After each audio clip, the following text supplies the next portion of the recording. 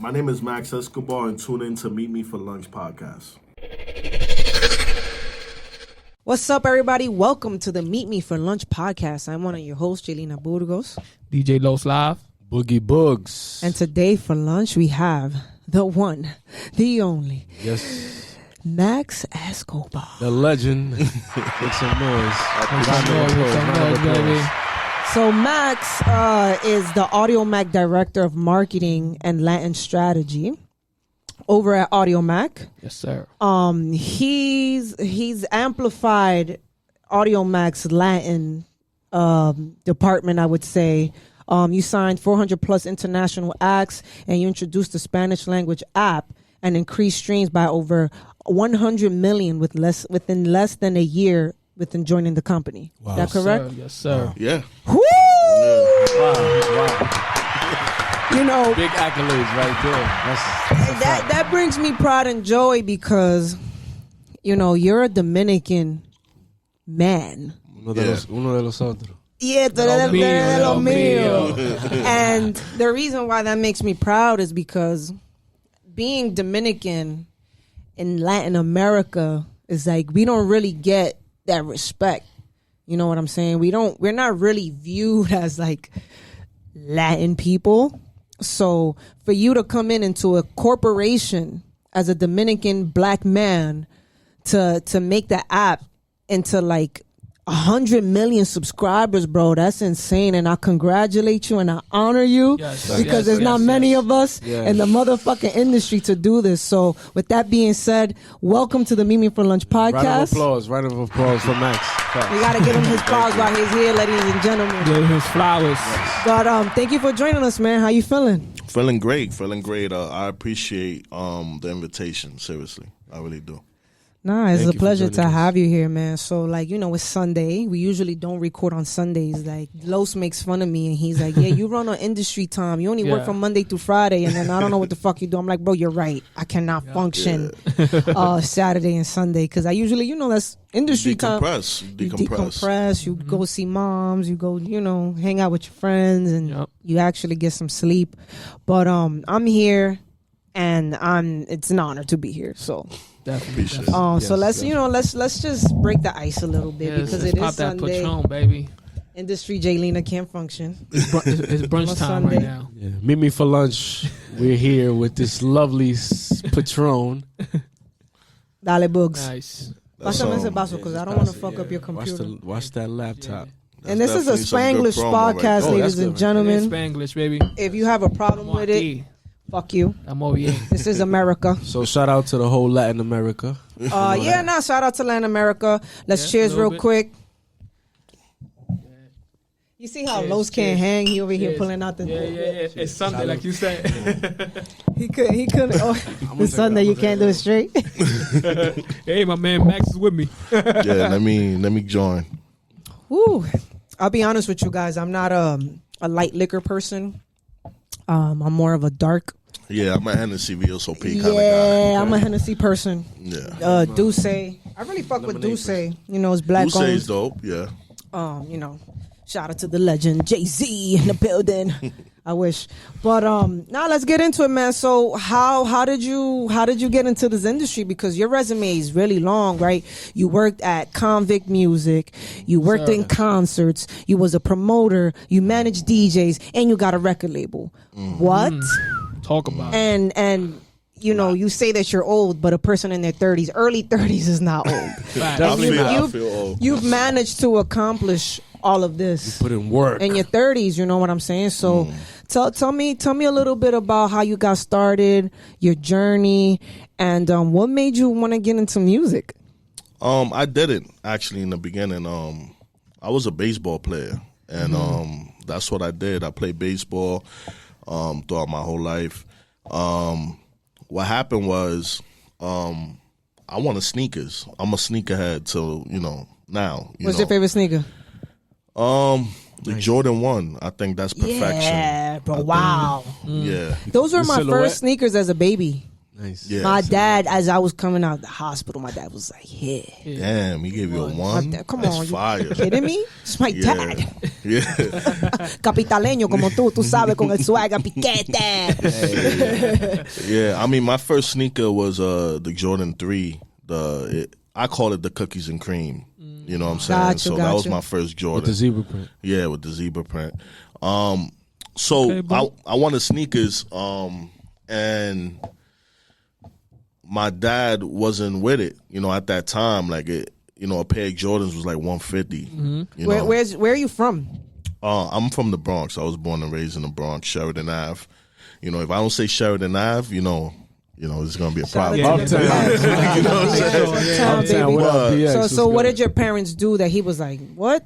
Nah, I mean, our parents, I feel like they cleared the path for us to be able to do what we do now. Yeah, absolutely. You know what I'm saying? My dad used to park cars. You know what I'm saying? My mom was a dental assistant. You know what I'm saying? So for them to put up $150 for a pair of sneakers, it just didn't make sense. That's like 2 months worth of your light bill. Yeah, I mean, at that time, I feel, damn, I'm going to show my age a little bit, but at that time, I think rent was like $600 Yeah. for like a 2-bedroom type shit. You know what I'm saying? And now you can't even find that. Are you kidding me? That's not even a room. Yeah, that's not. But so yeah, I was playing baseball the whole time, and then one of my boys, his name is Marcus. He was a flyer boy, and he was like, "Yo, I'm like, bro, I need money for sneakers, bro, and I'm not trying to be in the streets and shit. Like, I'm trying to figure this out." So he was like, "Yo, just hand out flyers with me and shit. You get paid $60 a day." I was like, $60. I started calculating. I was like, damn, like in 5 days, I could buy like 2 pairs of sneakers. You know what I'm saying? So How old were you? I was 14. Wow. And what was it for? Like, what was the company for? You was handing out flyers for? It was Electro Entertainment in Jesse Cafe in the Bronx. Oh, wow. Just set. You know Is what that I'm saying? still? No, That's they up in closed Fuego down. now? Yeah, but No. Just It turned into Luna nightclub, and then after that they just closed down, and now it's a furniture company. Wow. I think it's just That's like a sad story. they just sell chandeliers now. Damn. Wow. But so yeah, I was just handing out flyers with my boy, like all over the Bronx, all over Uptown. I got to meet a lot of people. You know what I'm saying? And like I said, I was just a baseball player. I was pretty known in the Bronx because, I played in a lot of like all-star games in the Bronx, like the whole Danny Almonte thing. Like I was in that type of era. And what ended up happening was I left after I graduated high school. So I was handing out flyers this whole time. I did some sub-promoting at Jet Set. It was called Young Stars Entertainment, my boy Marcus' company. And then my pops was seeing like I was getting too in the street, like starting to fight, do different things. So you know what Dominican parents do, right? When they see you fighting, you go on the DR. You go on the DR. Which I don't agree with, but yeah. So they sent me to DR. I was playing, and then I got signed by the Cincinnati Reds. Wow. Yes. How old were you at this age? I was 17, turning 18. Yeah. So let's talk about it real quick because sports is big with me. Like Yeah. I play ball, I play college ball, I play high school ball, everything. He's a sports right? guy. So, I did my research and you said baseball saved your life It did. because you was going on the wrong path, I was. right? So now, sports overall, baseball, basketball, soccer, whatever, it shows you discipline, right? It shows you how to be on time, be on point, make it to practice on time, etc. So Play your part, play your position. play your role, yes. Yeah. So now, baseball saved your life. You did baseball. You got signed, and I know you had a torn ACL. Yes, I did. But That's why I be like, it takes a while for me to stand up in the winter and shit because my knee's fucked up. right. So what did you learn from playing baseball to this day? Like what you took from playing baseball and you use it to this day? Like what discipline exactly? When I was in high school, I didn't really know how to talk Spanish like that. Right, I used to talk that real New York Spanish, because by the time I was growing up, both of my parents knew English. You know what I'm saying? So they used to talk to me in English. Sometimes they used to talk to me in Spanish when I did something wrong or whatever. That's good though, because that's not really a common. Usually, Yeah. the parent can't talk English. So. Yeah. So you learned Spanish when you lived over there. Yeah. That happened to me. That was the thing. So what happened was I was like in school playing baseball, and that's when I got the first treatment of what it was to be Dominican. Right? Because all my boys were, African American and all that stuff. And the football team was all black. The baseball team was all Dominican. Yep. And I was like in the middle. So that was the first time when I saw like, I'm too like Dominican to be black, and I'm too Dominican to be, it I'm was too just, black to be Dominican. Yeah. That happens to me Yeah. all the time, bro. Exactly. You're not fully accepted by nobody. Exactly. Yeah. Exactly. So you got to figure it out, you know? So that made me aggressive, like early, because like a lot of them used to try to like. There would be people that would come to the 5th floor, for example, in Kennedy. I went to Kennedy High School, and they'd be like, "Yo, whoever's Dominican here, they getting punched in their face." Damn. You know what I'm saying? And I'm like, and I was about Kennedy. yeah, and I was the type of dude like, I'm Dominican. What's up? Yeah, you step up. You know what I'm I saying? dare somebody snuff me. You know what I'm saying? So I had to defend being Dominican, but I didn't have a Dominican upbringing. You know what I'm saying? So I would get into a lot of fights, and my pops would see that, and he would be like, "Yo, why are you fighting so much?" I'm like, "Bro, like you don't understand. Being Dominican is not cool right now. We didn't have all the Dominican baseball players that were like icons, and being Dominican was cool. Now being Dominican is like in. Everybody want to be Dominican. Now everybody want to be Dominican. Yep. Right? But back then, Or black. or black, yeah. Everybody want to be black now or Dominican. Yeah. Nah, this is key though. What he's saying is key, guys. This is key. Like back in the days, like It was high bad. school, Yeah. like this was it was Freshman different time. Fridays? It was different type of time. Yeah. Yeah. And people used to get jumped. Yeah. And so that was the first time I had to deal with that. So then when I moved to DR and I'm playing baseball, I moved to Villamella, Buenavista Primera. Eso es donde, en la capital. En la That's in capital, the capital, Santo Domingo. So when I get there, I thought like I was, I'm not gonna say gangster, but I thought like I was a real dude. Like I wasn't really scared of nothing. But when I got to DR and I seen a dude get his arm chopped off by a machete, Yeah. I was like, nah, these niggas is different. Un colín. Yeah, you know what I'm saying? Un colín. You know what I'm saying? So I'm like, this is different. And my cousin, like that, we grew up together. His name is Javelito. Shout out to him. Yeah, I mean he passed, but Oh, man. but they used to call him el alcalde de Villamella, right? He was super gangster. He was a dude playing basketball with a gun on him, type shit. You know what I'm saying? And I seen that. I had to live like through like traumatic events, right? In the Bronx, you seen people get shot, get robbed, or do this. You go to DR, you seen niggas get shot, you know what I'm saying? So I had to live through that, and I told myself like, yo, I can't do this. I need to figure a way out, right? So I get signed. I'm playing baseball. The worst thing in the world when you get signed is that's when everybody comes around you. Yep. And I feel like this is what helped me now in my career, because when I got signed, my whole family was like, yo, Max is going to take us out the hood. He's going to be a Major League Baseball player. You see money signs. We're going to be like in mansions and Bentleys, and we're going to be good. Now, when you don't make it, that's when you see their face and they're like, this nigga ain't shit. You know what I'm saying? Like, this nigga didn't make it in nothing. La esperanza, coño. And that prepared me for later on, right? Because I told myself, yo, I don't want to work for anybody, right? And I got into throwing parties with my brother, Ruben. And I was going to college because, like, I signed real early. So by the time I hurt my ACL and I was finished, I was still, like, in my early 20s. I was, like... How far into... So you got signed and you got hurt, what, a year later, 2 years? 2 years. 2 years later, okay. Yeah, so I was in Class A. Got you. So You know, so with the Reds at that time, the medical field wasn't really that advanced. You get a torn ACL, you finish, you dead. Right, you know, right, and that's when I learned business. I learned that baseball is a business. Mm-hmm. I gave this dude a certain amount of money. He's hurt. I don't think he's gonna make it from this. Mm-hmm. All right, go back to the hood. Yep, that's how it is. That happens in music too. No, yeah. Yeah. Definitely. So it's an issue when that happens, because that happened to you, and I'm sure your life was torn apart and you had no therapy for it. Yeah, I was depressed. You know what I'm saying? People could commit suicide with shit like that, but Yep. you know, I have you still friends. here, so We're like, gonna touch on that. God bless. Yeah, I have Mental friends health. that after they got released, they committed suicide. They hung sorry themselves, to hear, man. unfortunately. it's But a real issue. yeah, but the thing is that when you're in DR, it's either like, you know how they used to say, like Biggie, either you're a rapper, you slinging rock or whatever. Yeah, yeah.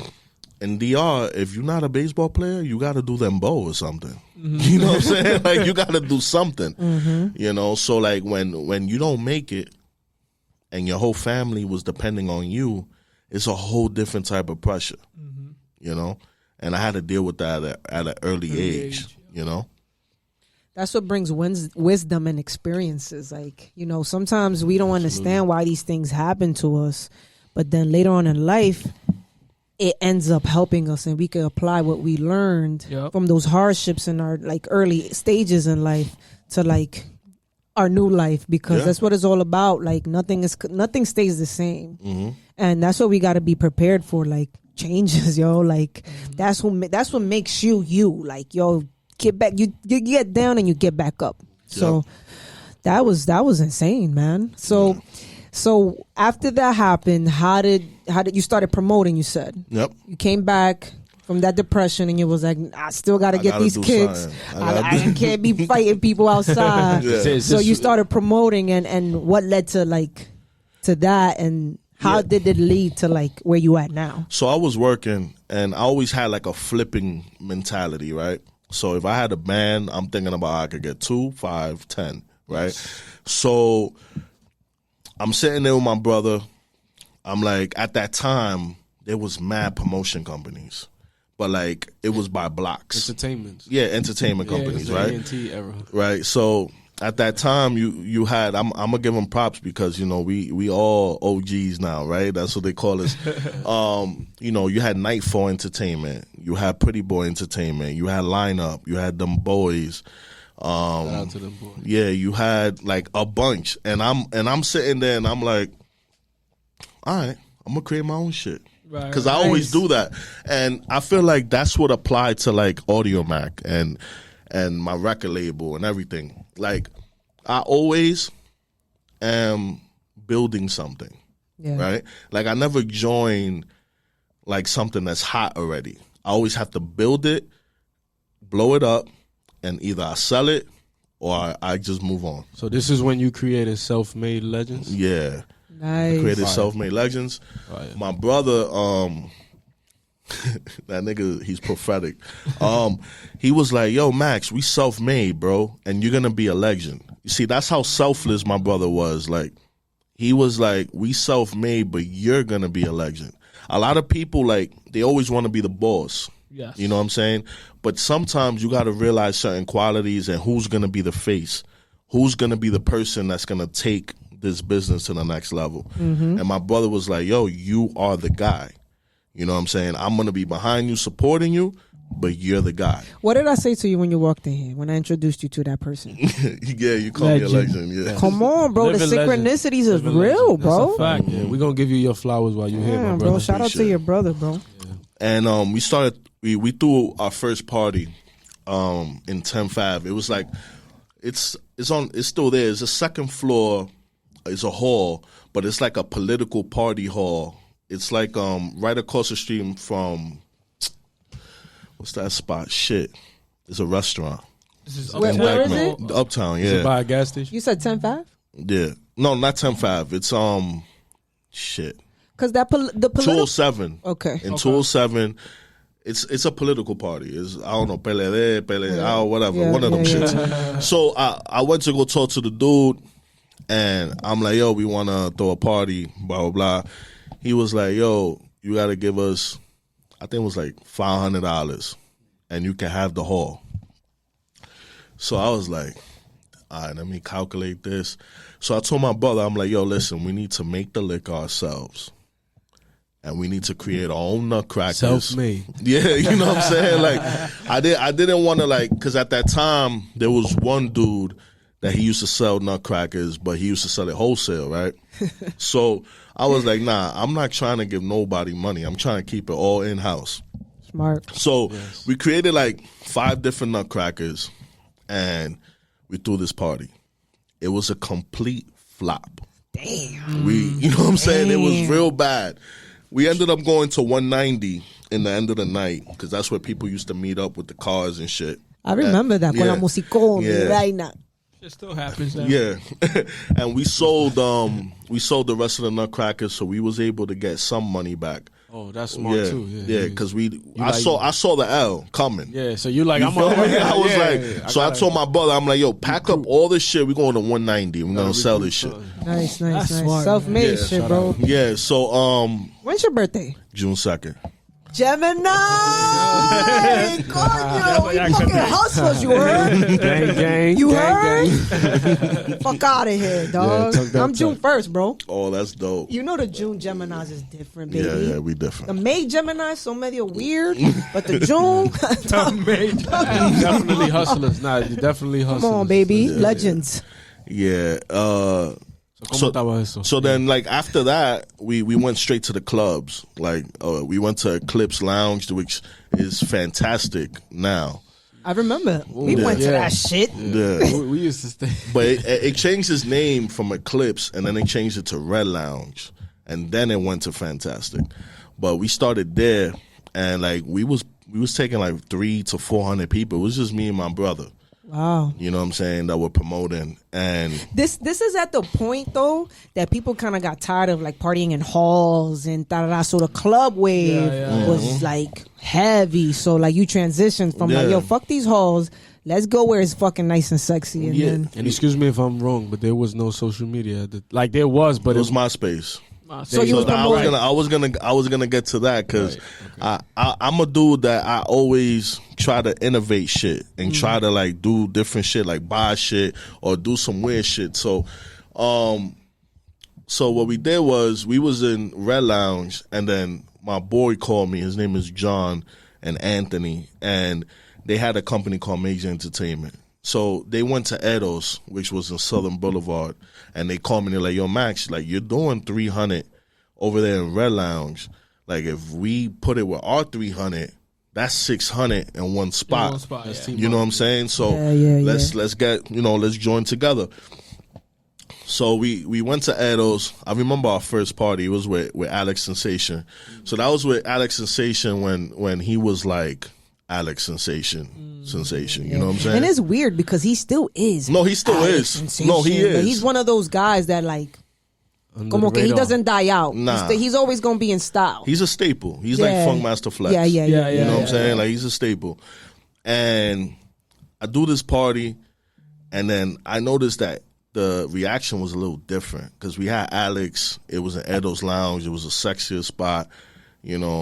I started getting like more phone calls by females, more people calling me. I'm like, oh shit, so like this promoting shit, like I was just doing it like on some, let me get quick money or whatever. Right. But then I started seeing the business, and we built it where Edo's, we was packing it with like 1,500 people.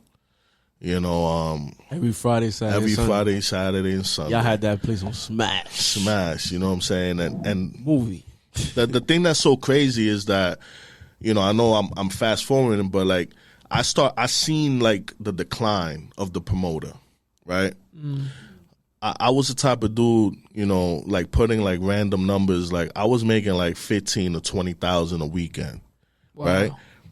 To then I started seeing promoters starting to take salaries, right? So they will go and tell the owner like, yo, you pay me $600 a week, and I'll promote Friday, Saturday, and Sunday. What? It turned to that. I did not know that. It turned to that. That's cute. So when I started seeing that I'm like, yo, if you, as a promoter, you a business owner, why would you tell another business owner to give you a salary?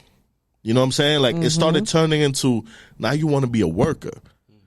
You know what I'm saying? Before, we used to put up all the money, the club owner only had to buy bottles and liquor, and then now you're telling them to give you a salary. So when I saw that, I was like, yeah, I need to get the fuck out of here. Because shit about to change. Yeah, shit is about to go down. You know the potential that you had. Yeah. 'Cause you already had your vision. You self-made. You already know. So it's like the $100 DJ. $100 DJ with a hookah. That's how they come with a hookah. That's how they're coming out. Damn. Yeah. Increase the whole game. So I got an opportunity to buy into a club that was on University called Neon Lounge. So I became the owner of that spot, and then I got to see the owner side of things. And I was there for like about a year, and I said, yo, but like these niggas don't really make that much money. Like, you know what I'm saying? It's really like smoke and mirrors. Like, I used to go to the club and I always used to see the owner with like 15 bottles. I'm like, damn, this dude making money. But then I realized that he's just paying bottle price for it. So like if a Moet costs $60, he got 15 of them, he's only really paying $60 a bottle. While the other dude that's trying to compete with him is paying regular price. And they don't even know that's the owner too. They just this is a marketing scheme. Yeah, they gaslighting them. Yeah. So after that, I felt like that nightclubs was gonna take a hit, and at that time, I seen Anthony Ray. The first time I met Anthony Ray, I was in Edos, and I always say this story, and he's gonna laugh when he see this. He had polka dot pants on. You know what I'm saying? They wearing pajamas? No. Polka dot jean pants. Esa era el flow de esa noche. Yeah. You know what I'm saying? So he told the owner of the club he was gonna open. And I told him and the owner, I was like, he's not opening with polka dot pants. Right. That's not going down. Shout out Who to is it? At that time, you real for that? Yeah, at that time, his name was Chico Mezcla. And then he told me his name. He was like, yo, you me llamo Chico Mezcla. I'm like, yo, bro, and your name is Chico Mezcla? Like, that's not going down. You look like a Chico Mezcla. Yeah, you know the that. pants look like a Chico Mezcla. So it's a small world though, because like I was telling you earlier, my mom's boyfriend trains him now. Yeah. Right, so he's in Univision now and everything because he wanted to look. You know what I'm saying? Wait, he DJs on Univision? Yeah, he's on the radio. Yeah, He's on radio. He's on radio, but then he sometimes does TV personality as well. So polka dot pants, Chico Suave. So Chico Mezcla. you had the conversation before the opening, like, yo, this cannot happen. He's not going in. He's not going in with those pants. We had about 1,500 people in there already. I'm like, you're not gonna fuck up my party with those pants. So later on in life, like about 2-3 years later, I see him again, and now his name is Anthony Ray, right? And he's playing, and I'm seeing like that hunger. And on the mic, he sees me when I come in because I came in with my crew and shit. And he gets on the mic and he's like, "Yo, Max, watch." I love when DJs do that shit. That He was shit like, give me "Watch goosebumps, me." He was bro. like, "Yeah." He was like, "Watch me." But let me backtrack because I did my homework a little bit. He came up to you and said, "Why you don't like me?" Right? Something like that. He pressed you? Like he was like, he didn't press you. He didn't press. He's like, nah, fuck out, he ain't pressed you. He asked him like, "Why? What's up? Like, why you not fucking with me?" Type shit. So that was before you came in and he said, "Watch," right? Yeah. So it's like he has something to prove. Yeah. I respected that, right? Because I do that with everything. I'm a very competitive person. So before I meet people, you know what I'm saying? Like when I first met Jaylina, Glitch, you know what I'm saying? Like I do my homework on people. I'm a student of the game. Right. Like I want to know what makes you tick. Like what are you here for? Because I want to see if we match. Because if we don't match, then I know it's just business, and we're not really gonna grow. We're just gonna make some bread, and that's it. So with Anthony, he's super competitive like me, right? So he was saying watch because he was like on the mic. He was like he was yelling on the mic. He was like, "You're gonna be my manager." Wow. You know what I'm saying? He's like, "You're gonna be my manager," and all my niggas is looking at me, and they're like, "Why will you manage anybody? Like, you got so much bread. Like, why would you do that?" So I'm looking at him, and I'm like, "Yo, this dude is he's type disrespectful. I like that. Yeah. You know what I'm saying? Like, He matched my energy. Yeah, you know what I'm saying? Like, cause I'm like that too. So after he got off, he was playing Latin music, and I'm gonna say this, and I don't really care what anybody feel about it. He was the first DJ that I saw that was starting to become an open format DJ. Oh wow. So he was playing Latin music and hip hop music. You know, a lot of DJs gonna be like, "What? What are you talking about?" But I'm gonna bring the evidence. Shout out to Anthony. You know what I'm saying? Like, so I was in a couple of businesses. I sold like everything I was doing. Me and Anthony got together. I sat down with him. I was like, "Yo, I'm gonna be your manager." Wow. Right? So I looked at it as a project where I was like, "Yo, I want to build them up like an artist." You know. At that time, nobody was doing mixtapes, right? Danny S was doing it.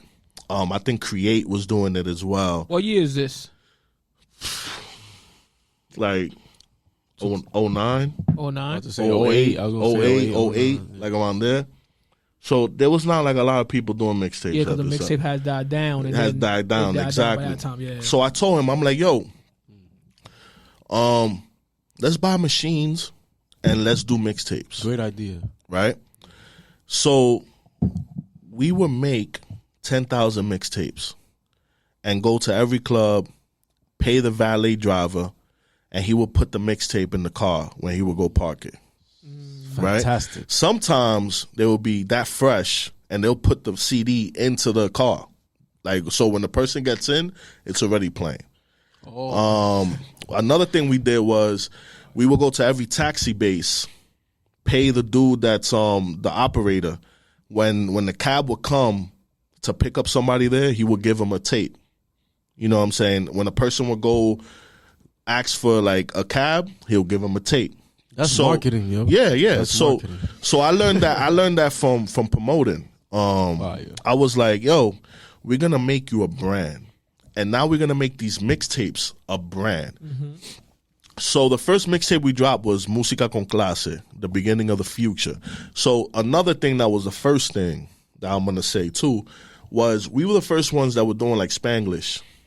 Like we will have a Spanish title and we'll have an English subtitle. So it'll be Música con Clase Volumen 1, the beginning of the future. Oh, dope. That was the first mixtape. I'm gonna show y'all the cover. So the reason why I said that was because I was like, yo, there's going to be more people like me than like Anthony who are Dominican that talk English and Spanish, but I like both, right? So we kept doing that, and we were doing like 10 to 20,000 mixtapes, and we started hitting the streets. I remember we used to stay up till 3, 4 in the morning buying McChickens and shit because we were, you know what I'm saying? Like, Yeah. And he grew to a point because when I first started managing it, he was charging like $250, and I think I got him up to like around $1,200 for an hour. Oh, that was another thing at that time. From $250 to $1,200 an hour. Yeah, wow. Yeah, That's big. and I'm not gonna say I was the first one to do it, but what started happening was the 2-hour blocks. People used to do 12 to 2, 2 to 4. Yeah. Right? I used to tell people, no, I don't want to do 2 hours. We're going to do 1 hour. And then we could do 3 parties that night. Right? So if you calculate, instead of doing $1,200, I'm doing $1,200. Yeah, of course. You know what I'm saying? So we were making more money because of that. You know what I'm saying? So I felt like after that, like I hit a ceiling with Ant, and I was like, I already taught you everything I know when it comes towards marketing and branding. You don't really need a manager no more. Mm-hmm. Until this day, Anthony Ray doesn't have a manager because he knows how to do everything. Wow, you know what I'm saying? Like I taught him the game, like how to promote himself. Before he used to be real colorful. Like polka dot pants and all that shit. I told him, bro, you gotta wear dark clothing. You know, you gotta drive good. Because another thing I used to tell him was, people is not gonna pay us $1,200 for an hour. If we pulling up in a Civic. Exactly. You kidding me? You feel me? So, we copped the Beamer, and now when he's coming up, when somebody would be like, nah, we can't give you $1,200, we're gonna give you $800. I was like, nigga, that's gas money. I ain't doing that. It's $1,200. Knowing your worth. You know what I'm saying? So it was a very big transition in my life. You taught him that. So shout outs to you. Yeah. Shout outs to you for sure. That's amazing, bro. So you go from managing him, you own the club, you fucking gave out flyers, you lost your baseball career. What's next? Start throwing concerts. Nice. So how did you get into? Yeah. It's like it all connects, but it's still like Yeah, and that's what? a whole different field. Let's That's be clear. a whole different game. So how did you start getting into throwing concerts, and what artists did you book, and where did you book them? To filling up clubs, to filling up arenas. You did. Yeah. Yes, sir. I mean, Yes, sir. Ski. The thing was, there was a lot of clubs that would hold like 2,000 people, right?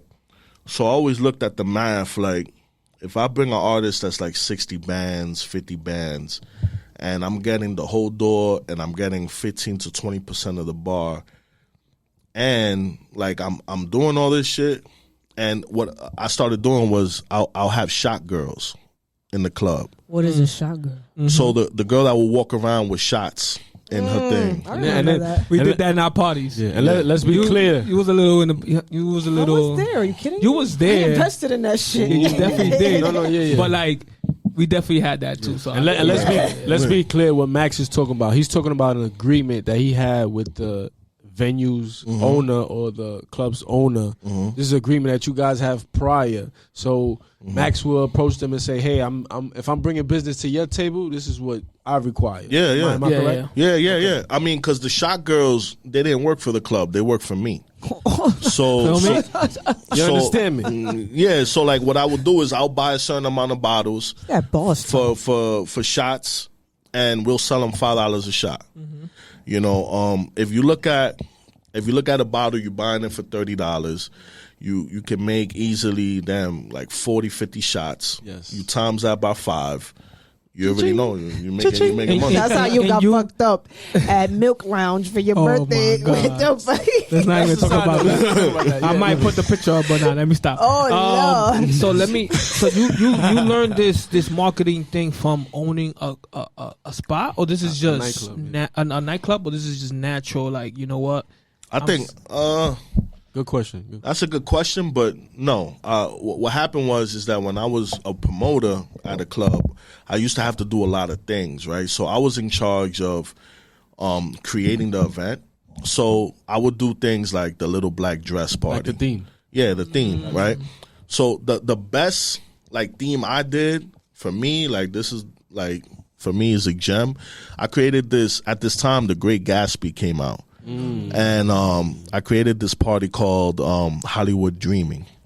So at that time, Siete Días, Siete Noches, my boy Ron, I love Shout you. outs to him. You know what I'm Legendary. saying? Yeah, like Shout outs to the company. Legendary. yeah, you know what I'm saying? I hired 15 photographers from Siete Días, Siete Noches. I did a red carpet, and people would come in and it would look like paparazzi, like taking pictures of you while you're getting into the club, right? That's dope. So what happened is I gave them a taste of what it felt like to be a celebrity. And people want that. If you look at the club culture in New York, it's all about being in VIPs with bottles, staring at each other. Like they don't Like a even competition. dance. Yeah, they don't even dance. They just be looking at each other like, oh, he popped a blue. Oh, all right, I'm popping 2 blues. We used to do it. We know. Yeah, you know what I'm saying? So you know, you got to tap into the culture. Even when you have an artist, they don't even want to hear your artist. They just there to say, I was there. And I popped mad bottles. You know what I'm saying? Yeah. So, you know, the themes was big, like the foam parties, little black dress, Facts. little red dress, like all Talk that talk. yeah, like it was really big It's what because drove you to the event. Like, why am I going to go to a regular party? No, I'm going to a phone party. I'm going to a black dress event. I just still don't get how that connects to throwing concerts though. okay, no, I'm gonna get there. I'm gonna get there. It's crazy. Like I told you, I always had a flipping mentality, right? Right. So with Anthony Ray, I hit my ceiling with Anthony Ray. I couldn't get any bigger. Couldn't become a bigger manager than that. I even made a mistake and tried to manage another DJ while I was managing Anthony Ray, and I realized you can't do that with DJs. What you do with artists, you can't manage 2 DJs because no matter how much you say that they're not competing against each other, they're competing against each other. Yep.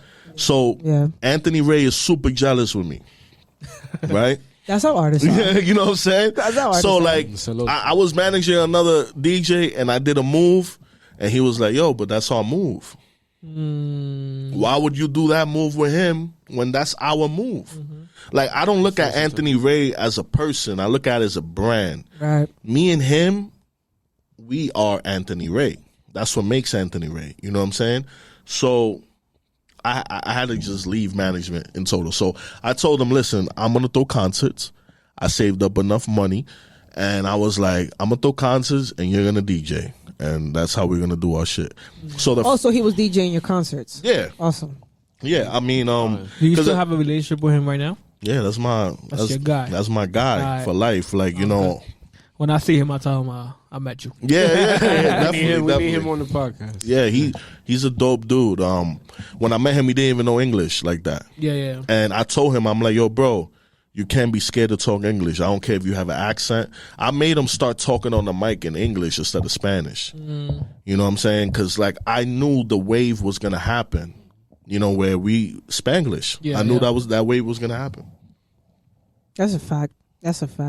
We spoke about that the other day too. Yeah, because I'm insecure about how like my Spanish is.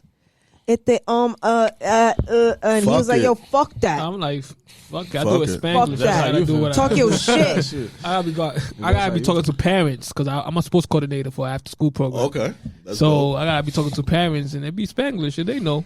Yeah, my thing is like when I was living in Harlem with my family, shit, I would speak Spanish a lot, but I don't even live in New York. So I'm like talking in English all day long. So like when it's time to speak Spanish, like como que I get stuck sometimes. But like when I'm around my family for like 3 days, that's it. Like it clicks back. It clicks back. You know what I'm saying? So you go from throwing concerts to working for Konvict, right? For Akon. So is it connect because you throwing concerts or okay? Yeah.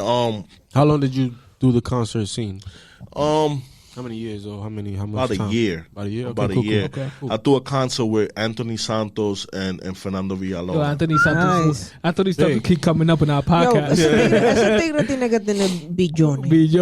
He definitely does. He definitely does. Because he made me like at that time I forgot what it was called, but for his guitar it needed like a special thing for the plane.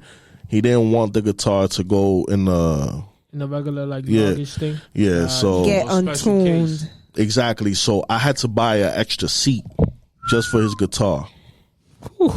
I love these stories, man. You know what I'm saying? Fucking Miguel, you know Miguel Plaza. Shout out to him. He was like, my guy. French didn't want to come to my party unless I got him a yacht. Yeah. People don't know these things. That's why when you said them boys he was here on the podcast. No. I mean, like I said, we was competing. Okay. We was competing like it was real. It was real, but it wasn't like beef. No, it was more like we trying to make more money than you. Yeah, but you know what I love though, like when you was in the concert business, you went back to your roots. Like I'm booking Anthony Santos and Fernandito Villalona, Torito, El Torito. Who else? Raulín. When this nigga I hate this dude, but Silvio Mora, when he came out with the Pollito song, that shit. Oh yeah, I hate him. I hate him. He gives Dominican a bad reputation. No, that's one, but I lost a lot of bread that day. Oh, nobody showed up? Yeah, like and the thing is, it was the perfect day because it was the Dominican Day Parade in the Bronx. Ooh, so I'm like, bro, how you still can't bring no whatever? Yeah, you definitely have a marketing mindset.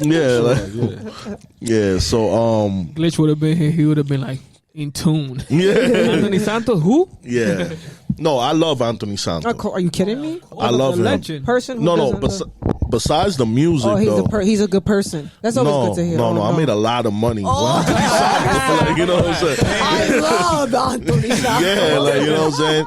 Fernando Villalona and Anthony Santos has a special place in my heart. I mean, nice. me too. I never made money with them, but their music touched my soul. Was all your concerts Latin driven, or Yeah. did you do a few hip hop? I did Fabulous in Edos. Oh, nice. Okay. I Hey, did he's that. Latin, he's Dominican. Why Yeah, not? but you know, even though he denies us, yeah, you know, exactly. we Even though he don't rep it. still. Yeah. Wait, he didn't. He don't. not- He don't Yeah. rep it. We rep him, but he Listen, don't rep us. listen. No, he do. Let's be clear. No, he don't. Let's just be Listen, clear. let me explain something to you. When he was in the interview, he said, I don't really speak about my Dominican side because I didn't grow up with my Dominican side. Right.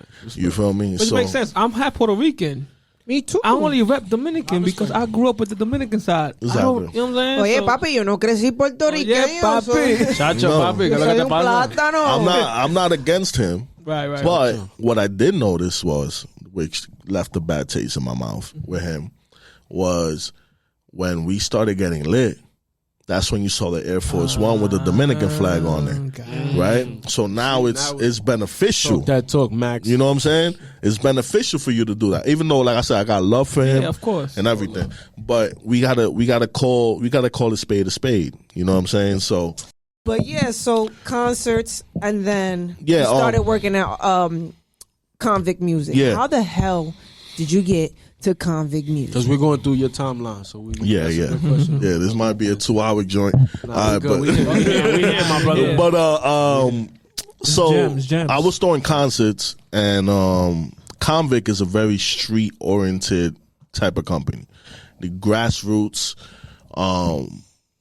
The president of Konvict Latino was Vladimir Fernandez, and Where is he now? now Vlad, he lives in Jersey. You know how those rich people are. You know what I'm saying? You Like, talking about yourself? you know what I'm saying? No, I'm just saying. Get out of here. You know what we do. But he just saw something in me. So how he caught wind of you though? Because of the streets. Oh, okay. You know what I'm saying? question. A lot of people in the streets was like, yo, this dude Max is like wilding. He's throwing concerts and shit. Normally when somebody's throwing concerts, like somebody is backing them up. Somebody's putting up the money. I was always putting up my own money. So I never had to deal with politics. Gems. You know what I'm saying? So and you know, that's why like when Dame did that in the Breakfast Club, I understood where he was coming from. A lot of people try to use that against him, trying to say that he's shitting on the working man. But it's like, no. Like, yes, you should be investing into yourself, and doing stuff to make your own business. Like, why would you? They just didn't like how he came out. Like, I like how he came out because it was shocking. Okay. You know, it's something, blunt. and it's something that people need. Yeah. Like when you're a lazy motherfucker, like somebody should tell you a lazy motherfucker. And it's like too, like these a lot of people, because they have a title, they be on some you like, man, shut the fuck up. Yeah, You're a worker. Yeah. So like I do understand where he's coming from. I understand a lot of rants. Yeah. I understand a lot of rants. Yeah, People yeah. be talking a whole bunch of shit. I'm like, That's, only you that's key understood. that you realize that mindset though, because coming from where we come from, like a Dominican family, Dominican background, you know, that mindset is not always recognized, so to say, or it's not understood. Like, you know, we come from a family where our mom or dad might work 30 years or 40 years at a career, and we're like, you know, growing up, I feel very fortunate and those around me that we change that mindset. Yes. We are our own boss. We don't have to work for a boss. So Yeah, there's different ways. I appreciate that you saw that mindset early. Yeah, I mean, the issue with people is that if I could connect with Jaylina and like be like, yo, let's do this. Let's create this business. Let's do a Shopify and let's sell it. Let's market this. Why you can't do it? Yeah. You know what I'm saying? Like a lot of things that I'm doing now, it's just because I want to be disrespectful. I mean, we're gonna get there, but in the sense of I want to do things that's different. Yes. You want to be a disruptor. Yes. You want to leave your mark. Yeah. So especially with us, like with Dominicans, like we name Janina, because you're in the industry. Name Name another Dominican director of Latin music in any platform that's Dominican. Just one. Right here. You know what I'm saying? So name a big Latin, a Dominican record label executive that you know of. The last one, probably like 80 years old, which was Sergio George. Sergio George, and our dude from Fania, Johnny Pacheco. Yeah. And then that's the reason why I go so fucking hard. You said that so fast. Johnny Pacheco. Johnny Pacheco. But you know what's crazy? A lot of people don't know he was Dominican. No, a lot of people don't. They think he's Puerto Rican. Because, you know, Dominicans are like rainbow people. You know, Dominican. We're all different shades. Yeah, we all shades, different shades. We're all different shades. All that. And I feel like that's an issue. We don't have... It's just like when Obama became president, for example. Oh, he's not black. Yeah, that. But also now you see that and you're like, oh, but that's, so I could be president. Yeah, it's true. It's true. You know what I'm saying? So like with me, like, and I was talking to Jelena about this, we don't have enough Dominican executives to look up to. We only have artists. You know what I'm saying? Yeah, it's true. So, and barely artists. Barely, because... It's all about opportunity, bro. Yeah. That's why I work tirelessly because it's more than just... It's not about a position to me. It's not about none of that. It's like, yo, my culture, bro, is lit, and y'all don't know about it, but I'm about to show you. You know what I'm saying? There's a lot of talented people that come from where I come from.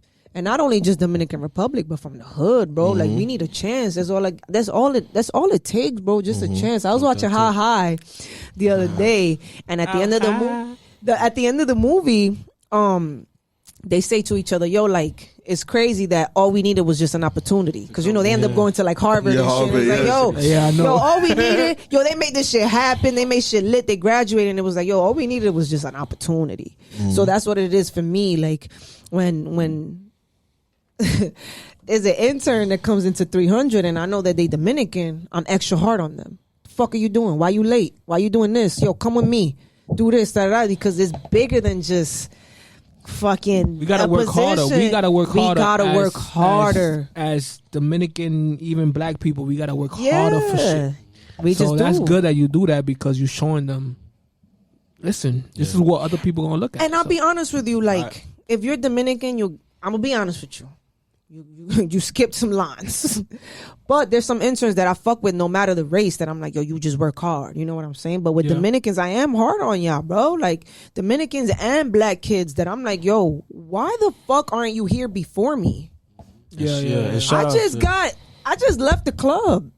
And I'm here. And you not here? Are you kidding me? And shout outs to you, Jelena and Max, for always recognizing your background. Like, no matter, obviously, you guys have high levels in the music industry, but you guys never forgot about your background. And that's something that I admire about you, Jelena, and Max, that you guys always let it be known, like, I'm music director, Audiomack, I'm 300 Entertainment, but I'm Dominican. You understand? Like, it's let's be clear about that. You know what I'm saying? So I really appreciate that. And that happened. I was doing a billboard campaign in 3 cities, in Miami, Orlando, and LA. Maria from 300, she's on that billboard. But let's go. But the thing is that they. Yo, bro, you got me the opportunity because I was Dominican, bro. Let's have this convo, bro. Do we cheer to that? What we doing? Okay. We gonna clap to this? What we doing? All right. Maria Becerra is talented. No, she's lit. She's lit. Yes. But shout out to her. I have not done Latin music ever. Where she's from? So for Max, she's from Argentina. Okay. Buenos Aires. For Maria to have a billboard in Miami. Super. It gotta be because of the connection. No comment. I appreciate Shout out to I you, appreciate Max. that. Shout And that's out what to we you, need Max. more of. Bro, for real. We good. Konvict That's that Musik. Patron. But Music. We just here Because sipping you on the did something- finest Patron. You did something legendary there, bro. but yeah, yes.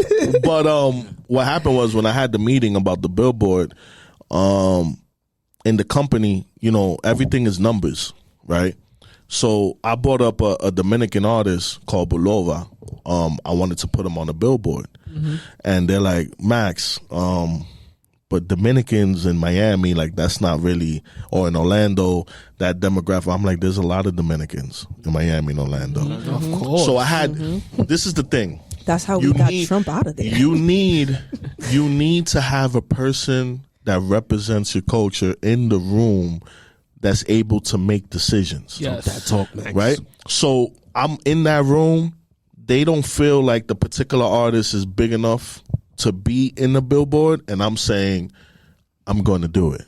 Like, unless you're going to fire me because of this decision, which I doubt, you know what I'm saying? I need to do this for my culture. You know what I'm saying? I need to have a Dominican in this campaign because I'm Dominican. Absolutely. You know what I'm saying? Even though I have a Cuban, a beautiful girl from Argentina, Puerto Ricans, we need to have a Dominican. Of course. You know?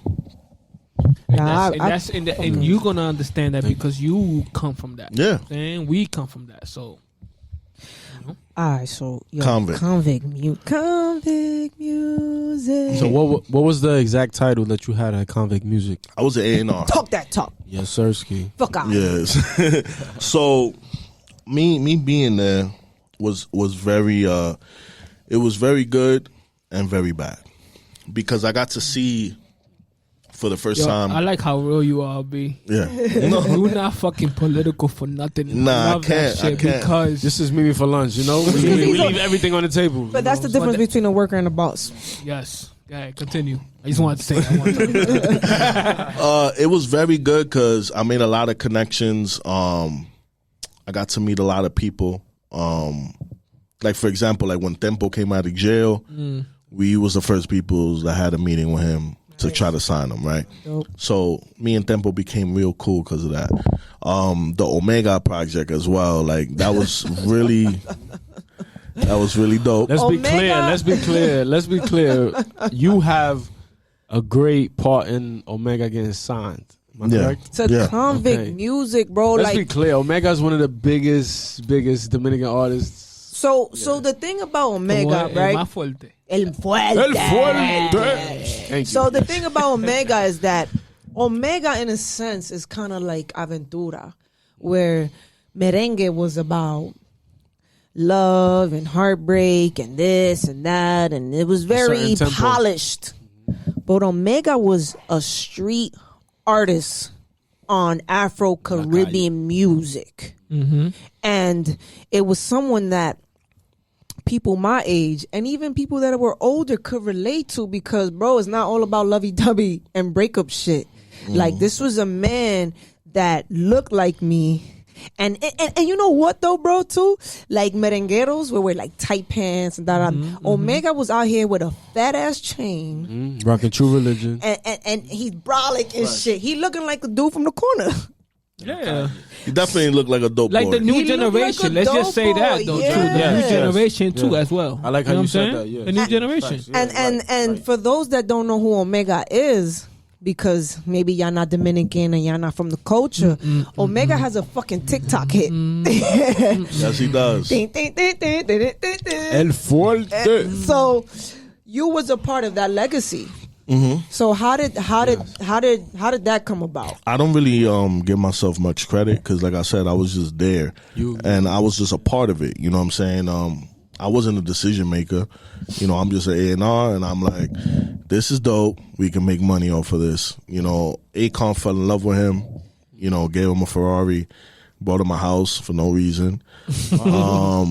And you know that's history. I feel like we need to take advantage of certain opportunities given to us, right?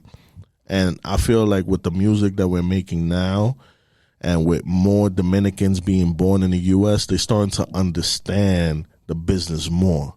You know what I'm saying? When you come from DR, where you didn't know what you was gonna eat that day, and now you're making music and you see your first big check, it's natural for you to be selfish.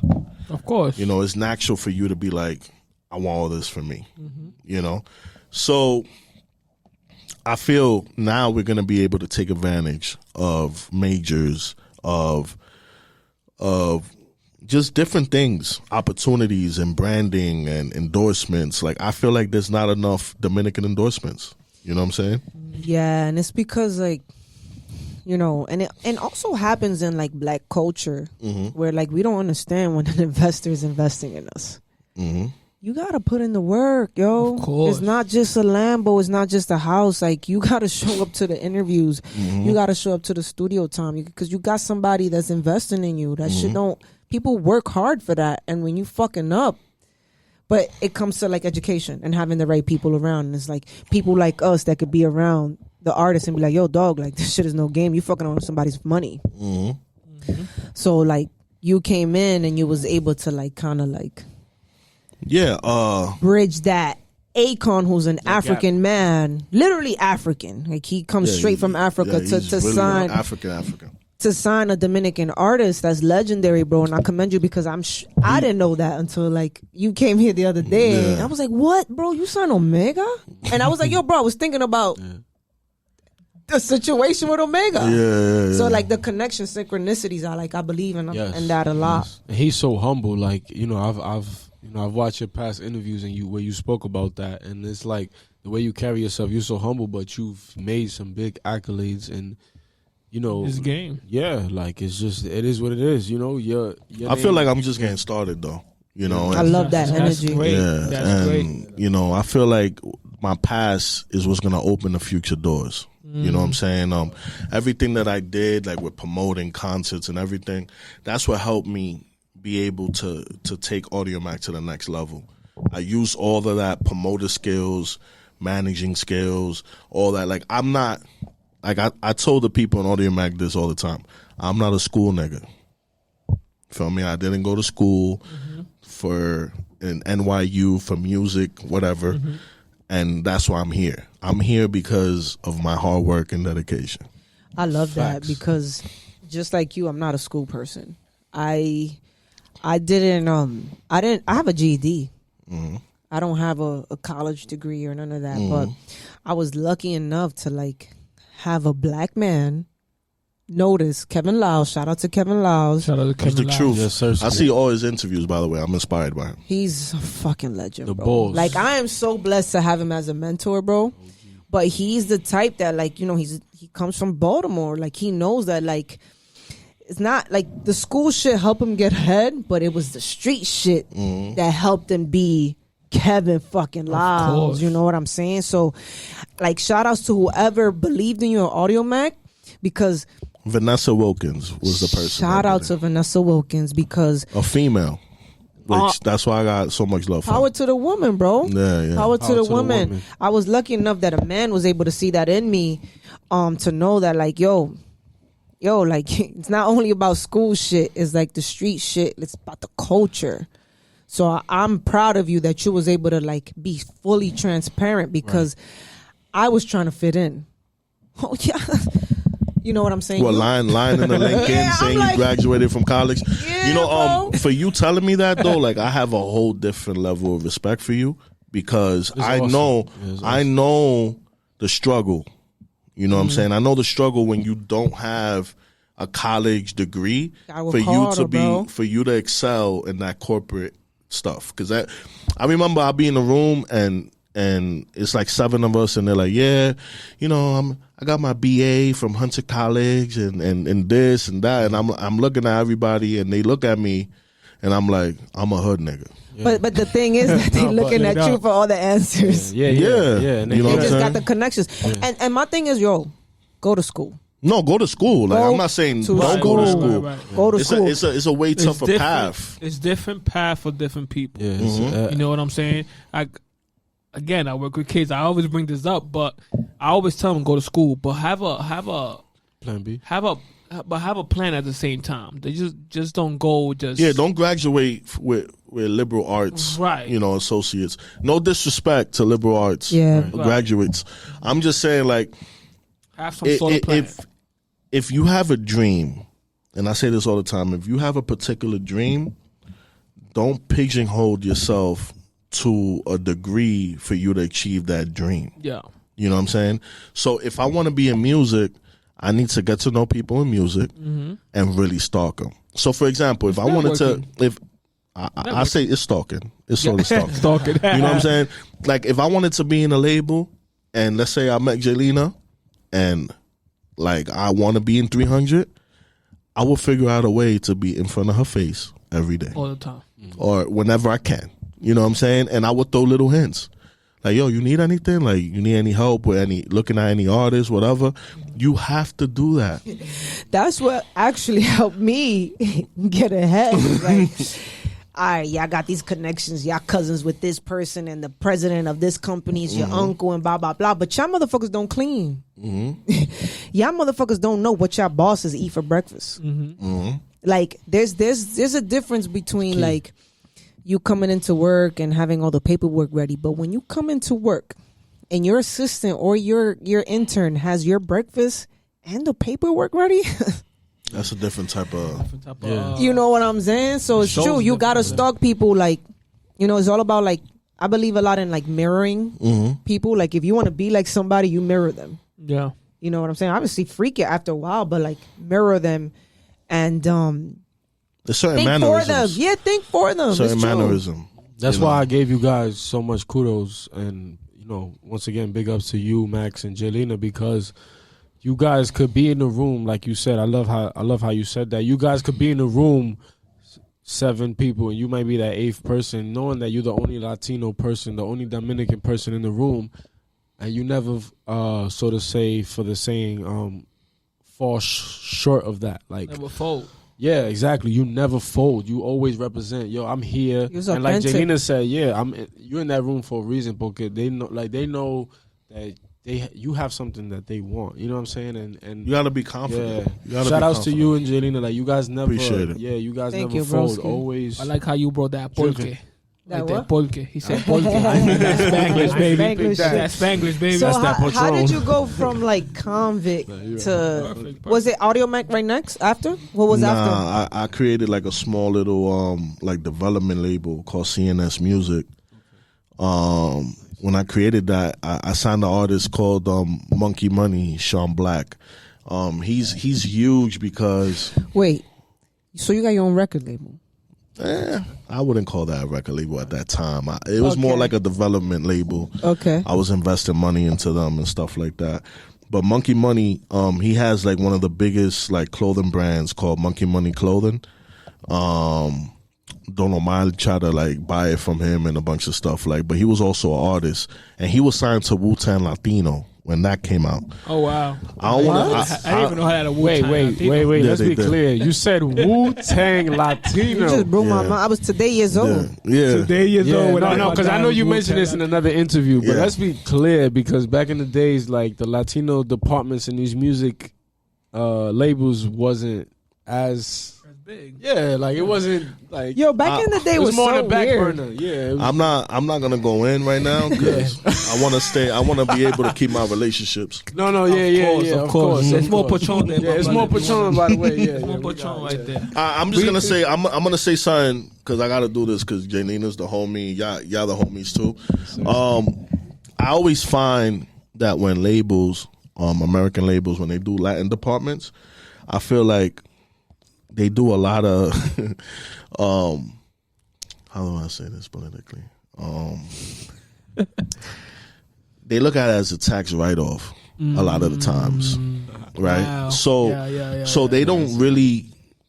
Everything is about energy. They don't put all the way their energy on it. So, like when you see them that they sign the Latin Act, they spend a whole bunch of money in marketing.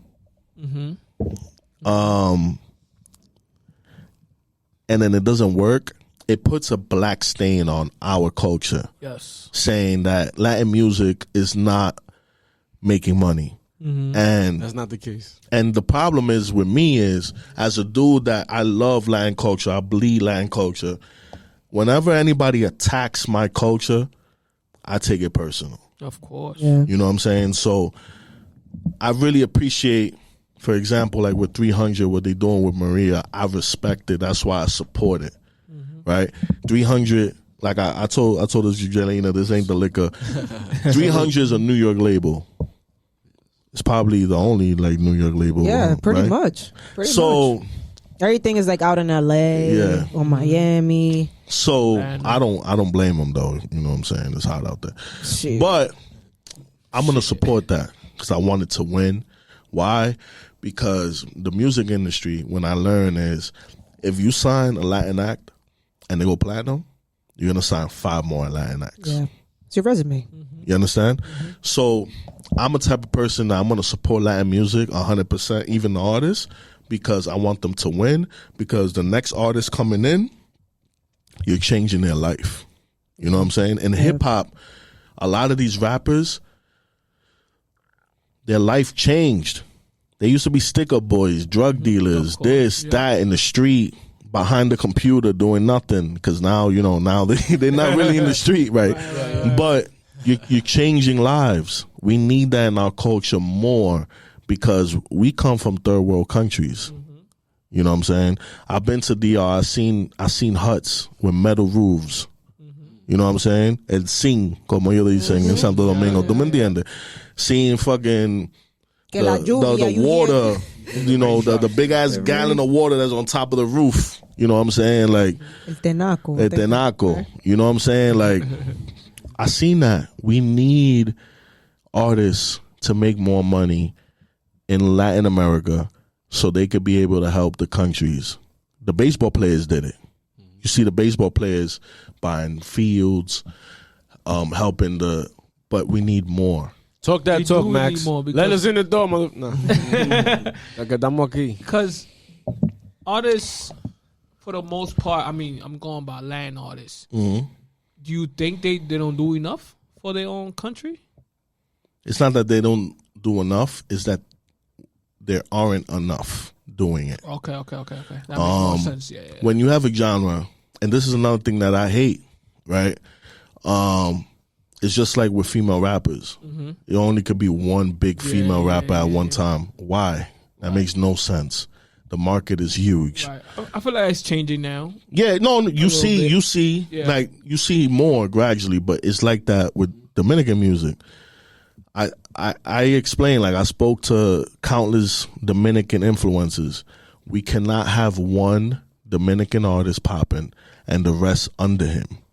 There needs to be 4 or 5, 6 that all popping at the same time. Mm-hmm. That's the only way we're going to be able to break through doors.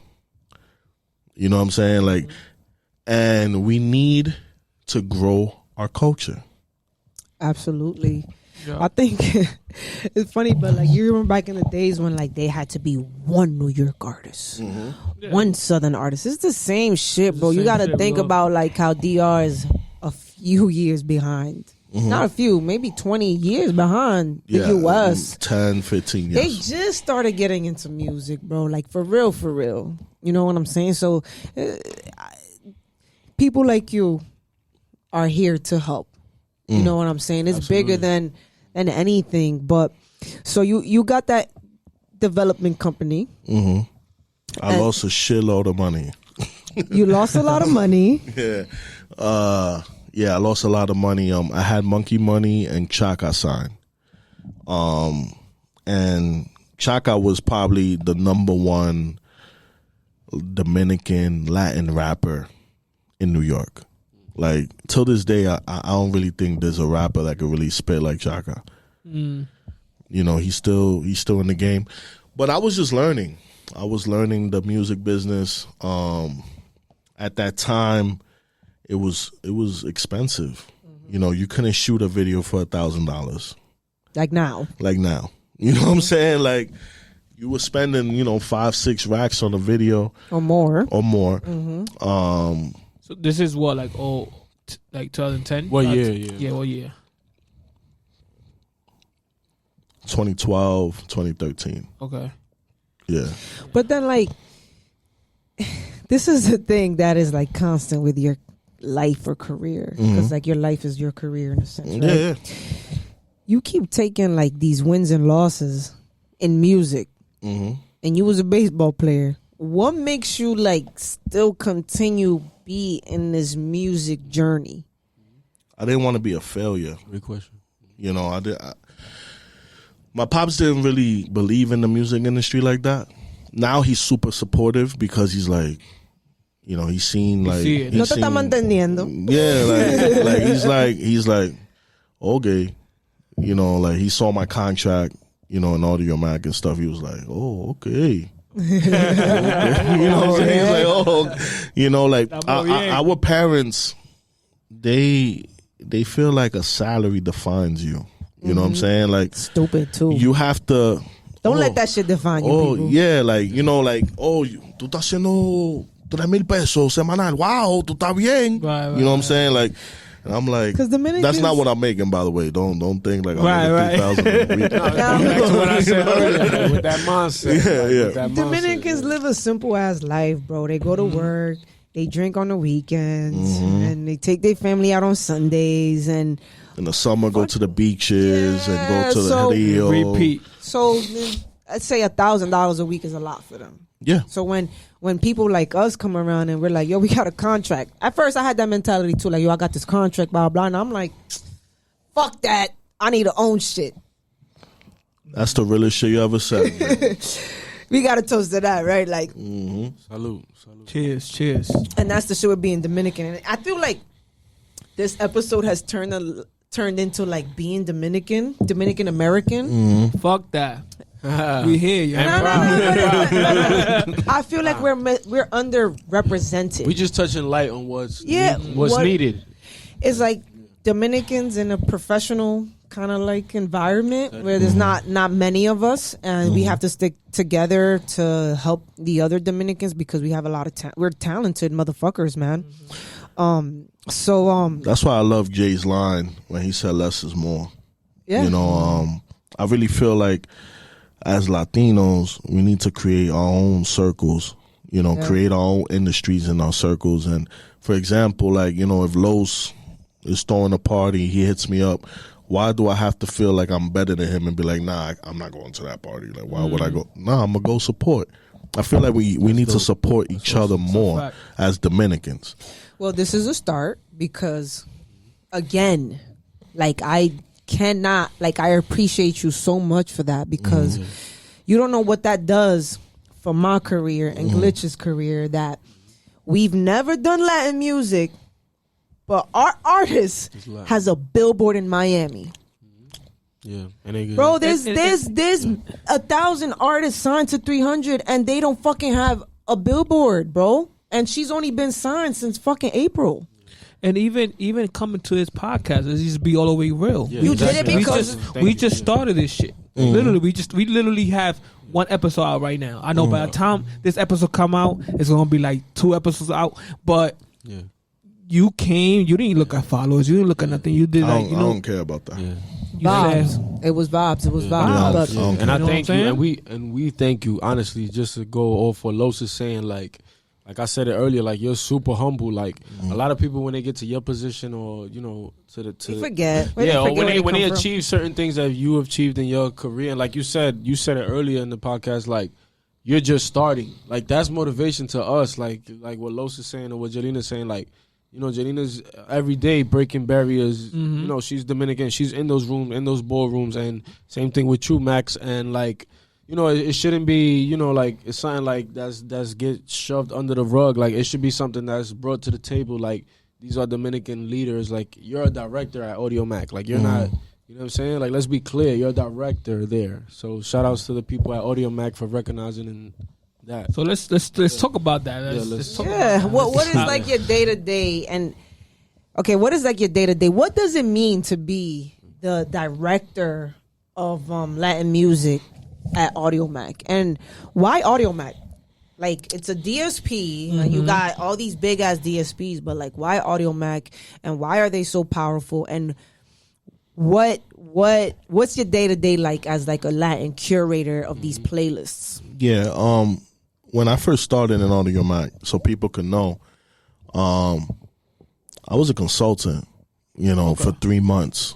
I started in August, so I was a consultant at Audiomack, and I was working there. I used to go every day, and to be completely honest with you guys, I was broke going every day. My pops used to give me Subway money, right? Wow. So when I went, I there was a deal that we made where I would sign up a certain amount of artists, like an ambassador type thing, and I would get paid depending on how many followers that artist had. Some commission shit. Yeah. So I did that for 3 months. And what I did was I knew so many artists because I threw concerts, I threw parties. It was easy to me, right? I made so much money off of signing up artists that they were like, nah, we can't do this no more. I actually wanted to stay that way, Right. because I was making so much money. So I got hired January 2019. When I get hired, it's the same thing. All the artists would tell me, what is Audiomack? Most artists don't even say Audiomack. They say Audiomax. Right? Yo! No, it's the truth. It's the truth. It's because of the accent, I'm assuming. But I'm just gonna say, but that makes a lot of sense. So at that time, the Latin department wasn't fully developed. My boy Ryan was running it, but he was running it because he was the only one that knew Spanish in the whole company, right? He was a hip hop head, just like me, but he really didn't have he was doing it. He was doing an amazing job, but it just wasn't going at that particular moment, right? It was growing, and it was growing too fast for him, and they needed more help, right? So I get there. At that time, I think the biggest artist on the platform was Fuego, I think. Fuego. You know, and I got hit there with a little pause. yeah. But so I got there and I was like, all right, I need to figure out how to make Audiomack a player in the market, right? Audiomack is completely free. Oh wow. Yeah, it's a free platform, but if you don't want ads, you pay $4.99, right? The ads are like cheaper than everything else. Yeah, so like the ads, they're like mute. It doesn't really stop the music like that. It's completely free. Like Completely in terms free. of when you're underground, let's say like if we're here in New York City, if you're underground in the train station, you can. Yeah, if you download the song, you're gonna be able to listen to it. So it's not like the other platforms That's where you awesome. gotta pay a premium price just to be able to download the song. You can download the song in the free platform and be able to do it. So it went back. Like I had a flashback when I first started in Audiomack to when I first started Anthony Ray managing him. When I first started in Edo's Lounge, it was the same thing. It was the club that nobody knew, the DJ that nobody knew. You understand? Wow. Everything So connects, yo. it connects, right? You're So an innovator. yeah, so I go and I'm like, I gotta make Audiomack cool. I gotta make it where people want to fuck with us, even if they're not making a crazy amount of money off of streams.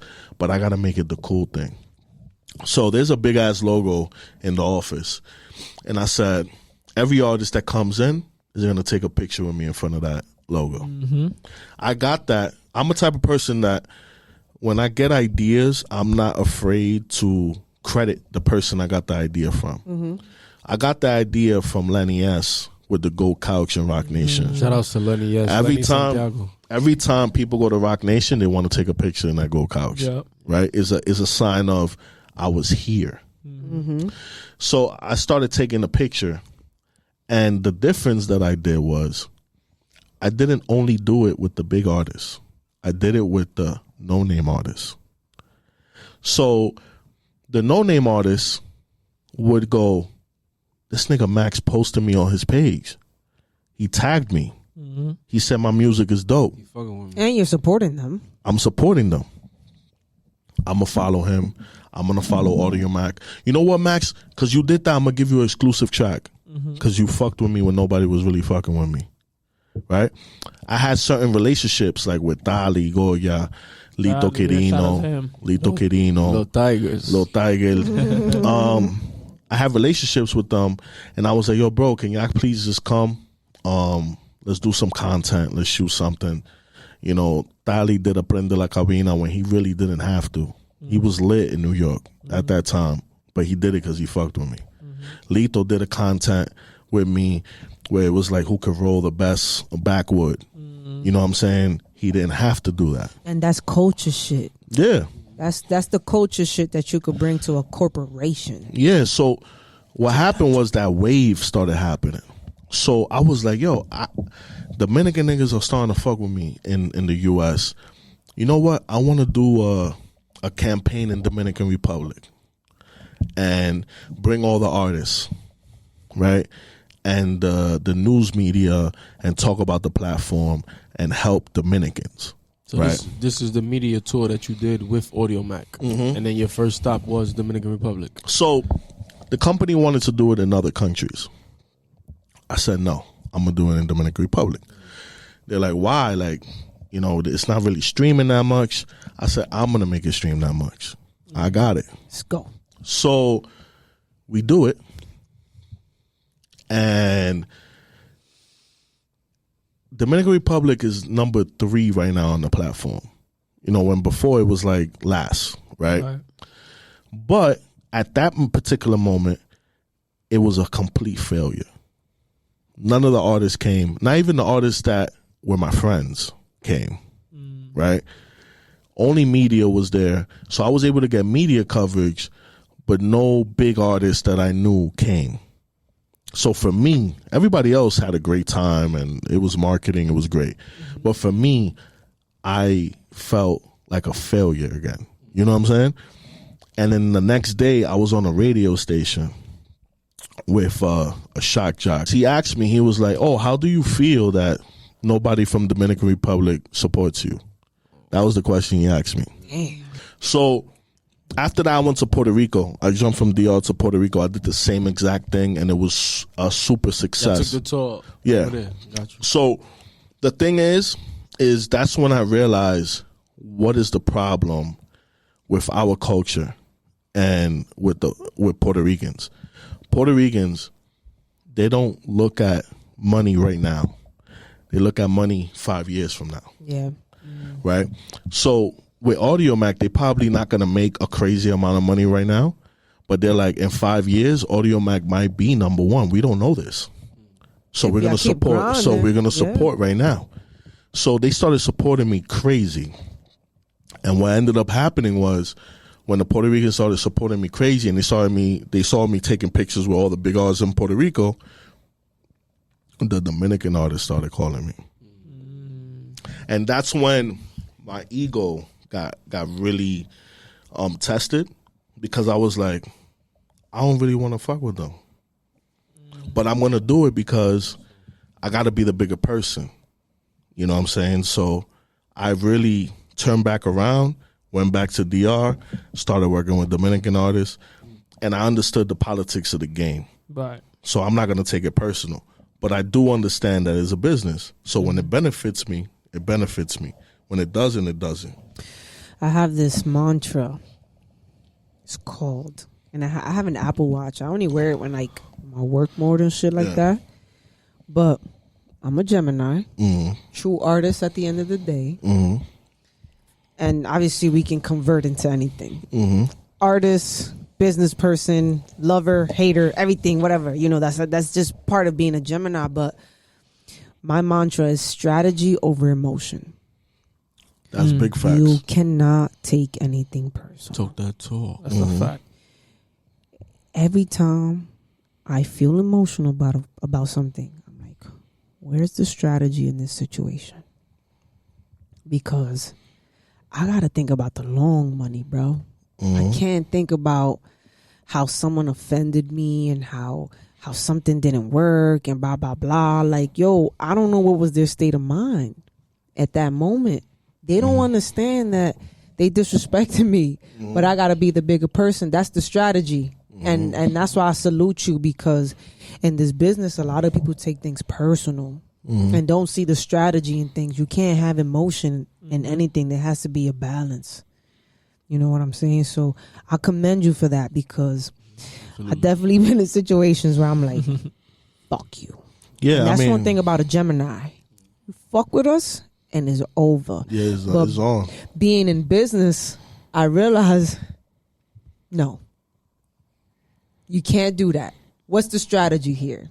Move on or be fucking depressed about it? Mm-hmm. Let's move on about it. Yeah. And when you have a business idea and you need my support and you're going to pay me, hit me up. Yeah. Yeah. I mean, I read something, your biggest fan is going to be a stranger. Absolutely. You know, That's a fact. so like in Puerto Rico, like I was everywhere in Puerto Rico. Like I was coming out on TV and everything. And like, But like, and this is one thing that our producer had brought up too, like us being like us. Shout out to Lolly Jones. She was like, yo, like a lot of the times, like a lot of these corporate companies don't know what to do, and then they just send us to a place not knowing how fucking dangerous it could be. So it's like, yeah. what the fuck? How the fuck? You're not Puerto Rican. Mm-hmm. So what are you doing in Puerto Rico without anybody, no support? Like you might have certain relationships, but like, yo, you from the Bronx, but you know it's dangerous going into Brooklyn. Mm-hmm. Mm-hmm. Imagine Puerto Rico and Dominican and dark skin. You gotta check in with the in Puerto OGs. Rico. In Puerto Rico, they call bichotes, right? But you gotta check in. You know, And that's what I do in the U.S. yeah. You are doing it internationally, bro. Like, it's one thing to like, cause like when I check in the U.S., I'm like, I check in with like 3 peoples, and I make sure that those people check in with those people, and make sure like, okay, now I know that's the legit person that I gotta check in the with. protocol. You know that. Yeah, You but got like that, in Puerto Rico, bro, I'm gonna be honest with you. I go to DR, I don't know who's the right person to check in with. So for you to go Well, to you Colombia, you good now in DR. appreciate that, bro. Really? Appreciate that. But Shout you out. went to Colombia. You've been to all these countries in Latin America, and y'all all seen Narcos. Yeah, Latin America. Yeah, Latin America is no joke. They will cut you up and ship you to your mother's house. I mean, what helps me out is that they look at me as a way out, right? So like Audiomack, we support all artists. We don't support just the hot artists. I like to say that in the platform, I can make the artist hot. Yeah. You know what I'm saying? So How does that process work? Because I'll be honest with you, like I love the independent artists, and I feel for them, and I wish I could help them more, but obviously I can't. So like, how do you help independent artists in your platform? I know how to play with sequences. And of what music. are they supposed to be doing too, like to get your attention, to be on these playlists? Stalking. That's really what it is. Said that earlier, too. Yeah, so like Pay with attention. so with me, I like to do this type of thing, like have a Bad Bunny record, have a Daddy Yankee record, and then have an artist that nobody knows right out. Yeah. So I have trending, I have playlists, I use the social media as promotion. You know what I'm saying? Like I'll post a picture. Well, I don't. I have a team. That I delegate all the responsibilities to. And we create marketing plans for the artists within our platform. So like if I go, I want to support Maria in her career, for example. Mm-hmm. She gets on the billboard. She gets a post on the Instagram. She gets on a playlist cover. She gets on playlists. She does a content with us, like Fine Tune or one of them. You know what I'm saying? Like that's something I definitely want to do with Maria. Shameless done. plug. Done. Shameless Done. plug. Done deal. You know what I'm saying? But like for example, Jay Wheeler. I don't know if y'all know who Jay Wheeler is. Of course. Yeah. Okay. So now, because before I used to say his name, people be like Jay Wheeler. Who's that? Oh, okay. But when I first started working with Jay Wheeler, people didn't really know he was like at that. I call it the cusp, right? Like he's like about to turn, right? He just dropped Sing Thee, right? And I did a Fine Tune with him. Right? Can you explain what fine tune is real Fine quick? tune is we put a mic in the middle of the room. We have a piano dude plays the piano, so it's like a acoustic. jam session? Acoustic. Yeah, acoustic type thing. Okay. And Unplugged Got you. session. unplugged, Okay. and we record it. Nice. So when I say Jay Wheeler, they were like, but his numbers is not really that crazy. But what happened was I was just getting out of a relationship, and he was singing to me. You understand what I'm saying? Like like I was like, yo, this dude is gonna be big because there's a lot of dudes that feel like me right now. Yeah. Right? So his whole album was talking about the breakup. You know what I'm saying? And Platónicos was a fucking amazing album. So they were like, yo, but he don't got the number. I said, bro, we need to do this. Right now, that video, Fine Tune, is the most viewed video in Audiomack, YouTube. But that's one thing that you mentioned that's very important, is that fuck the numbers. If you're authentic, you're going to get to the heart of a curator that's going through a breakup and it's going to support the shit out of you just because you were talking to their soul and just because you was authentic. Yeah, I'm an A&R at heart. Bam. You know, and so that's where like the connection lies, where it's like you did all of this and then it helped you out in this journey that you're on, which now you have your own record label. Get crazy. Get crazy. Get crazy. Get crazy. So we doing your drops right here. You hear that, right? I appreciate that. I appreciate it. I want to talk about that because a lot of synchronicities.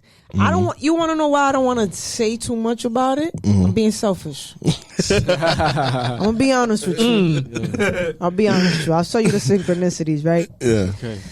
I'll tell you guys because you guys don't really know what I do, my day to day. I know a little bit. I listen to music all day, of course, fucking long. I'm an art dealer. We mentioned this, right? So not only do I promote it, I market it, but I also got to make some shmoney out of it, right? Yeah. So Glitch, one of our best friends, of course, the homie, you heard? Like, bro, I just heard this song. I really like this artist. What do you think? He's like, yeah, Max manages him. He signed to Max. I said, get Max in the fucking studio right fucking now, bro. So you have artists that are fucking amazing. I appreciate that. Like, the synchronicities is crazy with you and I, Gemini, Dominican, Black Africans, hustler, Dominican, hustler, uptown. He mentioned it, Dominican. You know what I'm saying? How did you get to that? So I lost a lot of money with the other label, so I didn't want to do labels anymore, right? So I was in Audiomack, and I met my business partner, Jay Tejada. Shout out to Jay Tejada. So when I met him, he had Get Crazy Note. And he had the artist Jowdy signed to him. So he's been Jowdy's manager for over 10 years. Oh, wow, bro. Yeah. So Jowdy out here doing bachatas and shit. He was doing Yeah, so I met him because I was in Audiomack and I heard. So I was like, yo, let me hear some music or whatever. He showed me some music and I was on the plane to DR.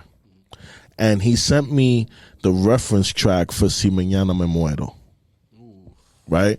And heard that. Yeah, I heard that and I was like, my brother, put every single last dollar that you have into this record. This record is going to change your life.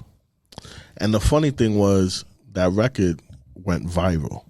And I think right now it's like 7 million views on YouTube. Independently. That's my workout record. Talk. So I told him that, and I picked out that record. He was like, yo, bro, you picked out that record. Like, you know, like, about me. I was like, bro, I'm a curator. Like, I listen to music all the time. Like, I feel like I know what records work. You know what I'm saying? Because with Si Mañana Me Muero, I seen videos of funerals and people playing that record. You know, like that record connected in a whole nother way with people. So when the remix happened, Si Mañana Me Muero remix. Who was featured on that? It was Secreto, Químico, Flow Mafia, and Pablo Chile. Yeah, I know Pablo Chile. He was on Bad Bunny's album, by the way. Yeah. Different. I got look at you, man. I got nothing. Your talk. Yeah. So I became cool with Pablo. And he did Aprende la Cabina, which is like this freestyle thing that we do in Audiomack. Your own series. Yeah, my own series that I have. And like I told him, I was like, yo, like at that time I just started working with Jay, but we didn't have nothing like formal. Like we were just like, yo, just work with us, see what you could do or whatever. So I told Pablo, I'm like, I'm working this project. And Pablo was like, yo, I'm going to support the shit out of this record because I really fuck with you. You know what I'm saying? So I started seeing like that type of movements where I would tell people I was working with Jao and they'll be like, yo, he's super dope. Because a lot of the times artists don't want to give other artists like that props. Like, yo, he's nice. Mm-hmm. But when I started telling them like, yo, that's my artist, they were like, nah, yo, Max, he's super nice. Like they will open up. Yeah. That's why it's important to have like your team got to be lit. Yeah. Yeah, I mean, it's all about connecting the dots, right? So Jao, he like I told Jaylina, like Jao is a superstar for me. You know what I'm saying? For me too. Yeah. You know, and at that time, me and Jay, we linked, and I told him, I was like, yo, bro, like, I think I want to get back into it. I want to do this label shit. So he was the one that inspired you to invest back into artists. Yeah, because wow, man, because managing artists. That's what's up. Yeah, because the thing is like, I lost so much money, you get a bad taste in your mouth with certain things. Of course. And I was by myself. So like now that it's a partnership, it's like I feel like we a gang, and now it's more of us than just me attacking. You know what I'm saying? So like me and him, I feel like we are doing things, and I tell him this all the time, like we're trailblazing right now. You know, like right now we're in the wilderness. We just breaking everything down, seeing what's out there.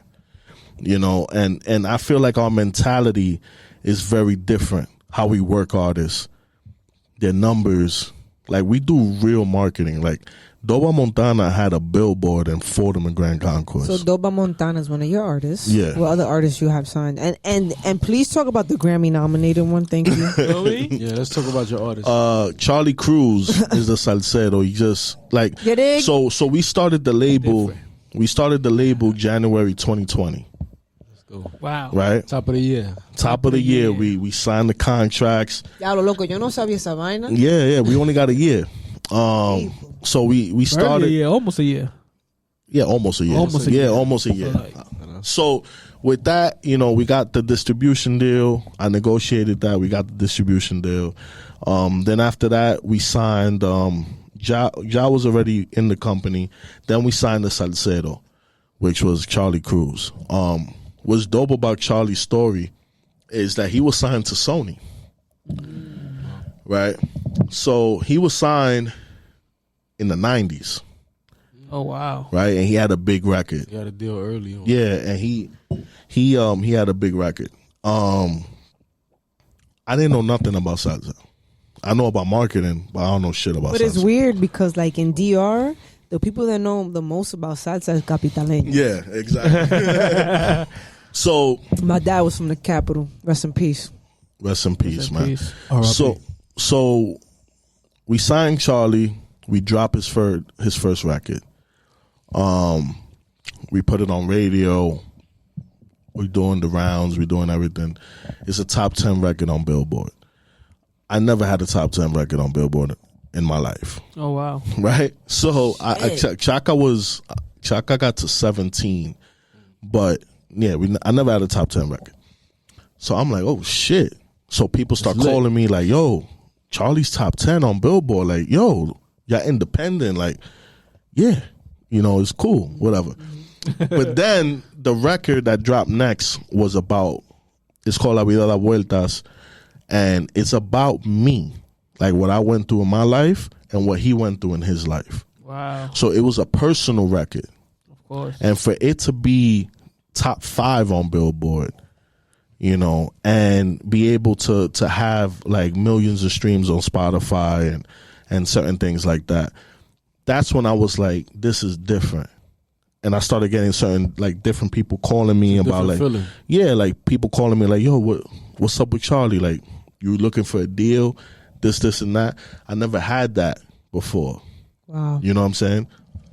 And in February, like after we did all of this, one of my boys, shout out to Panda Entertainment, gotta give him that shout out. Shout out to them. He was like, yo, I have an artist, I want him to do a Prende la Cabina. I'm like, all right, send me his music or whatever. And his name was Doba Montana. So Doba is a very special dude to me because I look at him as a little bro. He's like my little bro. Whatever he wants, he gets, right? He's super spoiled when it comes to the label, right? Yeah. So he comes to Audiomack and he's doing the Prende la Cabina. He goes, yo, Mac, sign me, nigga. I'm like, It's that talk you what like. I'm like, what do you mean? He's like, nigga, sign me, bro. I need that muscle behind me. Like, I'm gonna be the hottest nigga in New York. He's like, I'm gonna be the hottest nigga in New York. This nigga had 2 records. 2 records. Right? So I'm like, yo, bro, what are you talking about? Like, nah. I could get you a deal. But I'm not gonna sign you.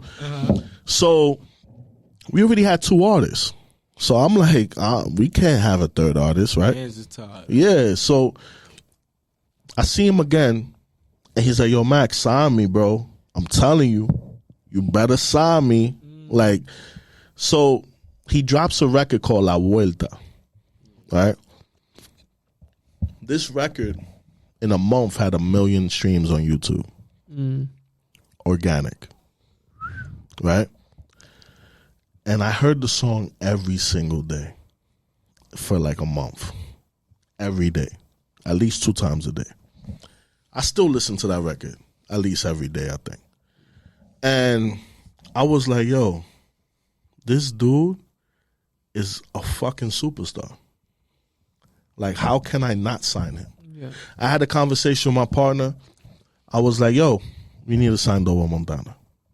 He was like, yo, but we got 2 artists. We can't be signing more. I'm like, bro, we signing Doba Montana. And we signed him. And right now, I could say it, like, he's the hottest in New York right now when it comes to Latin trap. Okay, I'm gonna have like a affirmations right now because I just had Talk that talk, Jay. my friends be calling me a bruja. No. Facts. Yeah. It's gonna lead me to my next question too, Jay. So go ahead, talk that talk. You guys are gonna be like the Dominican QC. Is he Dominican too? Jay? Yeah. Yeah. Y'all gonna be But like he's light skinned with green eyes though, but he's Dominican Dominican. shit. He's Rainbow Dominican. people at the end of the day. That's yin and yang right there. Mira este, jabao. To the light skin This nigga Dominican. ain't Puerto Rican. Yeah. Next big Bad Bunny. But that's the thing too. They Puerto start talking Ricans, to me, they have yeah. Puerto Ricans that look like me and fucking Max. Shut your That's problem. true. Mala mía entonces. Like me too. I'm with y'all. Yeah, we Puerto Rican too. That beard, But beard. I feel like you guys are gonna be. Listen, mark my motherfucking words. Facts. That talk. Get crazy. Get crazy. Get crazy. The next biggest Dominican independent label to be in history. It's gonna be in 2020, 21, baby. 2020, 21, 2022, bro. Appreciate Like- that. Jay would like to hear that. Right? Like I asked Los today, and I'm like, yo, what's riches to you? Like, and I want to ask you that question. What is riches to you? Like, what is being rich? What's the definition to being rich to Max? When I was on my way over here, me and Jay were talking about that. Cause It's crazy. Synchronicity again, Yeah. bro. We had this conversation on the way over here. We did. cause me and him are working on another project called La Bocina Latina. Nice. That's like a media company that we're turning into like a TV channel. We Nice. bought the company. Okay. It was just a YouTube channel and shit. And now we're gonna convert it into a TV channel where we're gonna put it on connected TV. So it's gonna be on Fire TV, and this is the exclusive. Nobody know about Wow, bro. Me? this. But Congratulations, BB man. to Lunch podcast exclusive. Yeah, right? dig. Yes, sir. yeah.